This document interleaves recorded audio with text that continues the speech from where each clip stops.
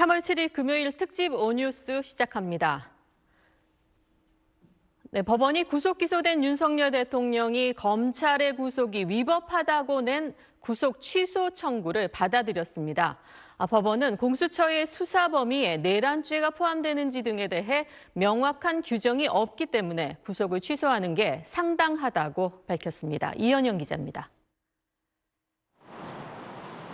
서울중앙지법 형사합의 25부는 오늘 오후 내란 우두머리 혐의로 구속 기소된 윤석열 대통령의 구속 상태가 부당하다며 윤 대통령 측이 낸 구속 취소 청구를 받아들였습니다.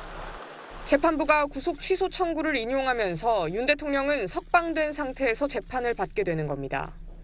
지난 1월 19일 법원이 윤 대통령에 대한 구속영장을 발부한 지 47일 만입니다. 재판부는 검찰이 구속기간이 만료된 상태에서 윤 대통령을 기소했다고 판단했습니다. 지금까지 검찰이 구속 전 피의자 신문 시간 등을 구속기간에서 빼도록 한 산정 방식이 타당하지 않다는 겁니다. 헌법이 정한 신체의 자유 등에 비추어 피의자에게 유리하도록 엄격하게 해석해야 한다고 설명했습니다.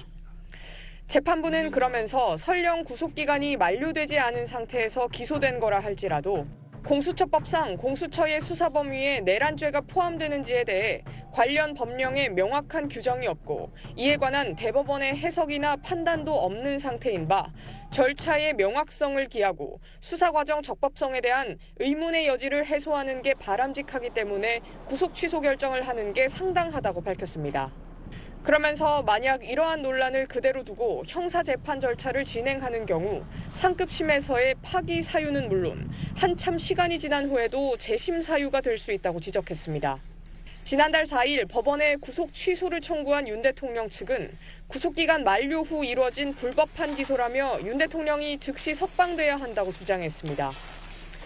반면 검찰은 윤 대통령 측이 신청한 체포적부심과 구속영장 심사 기간을 제외하면 법에서 정한 구속기간이 지나기 전에 적법하게 기소했다는 주장을 펼친 바 있습니다. 검찰은 윤 대통령 구속 취소에 대한 즉시 항고 여부를 검토하고 있습니다. 검찰이 즉시 항고하게 되면 윤 대통령에 대한 구속 취소는 집행정지돼 윤 대통령은 즉시 석방되지 않습니다. SBS 이현영입니다.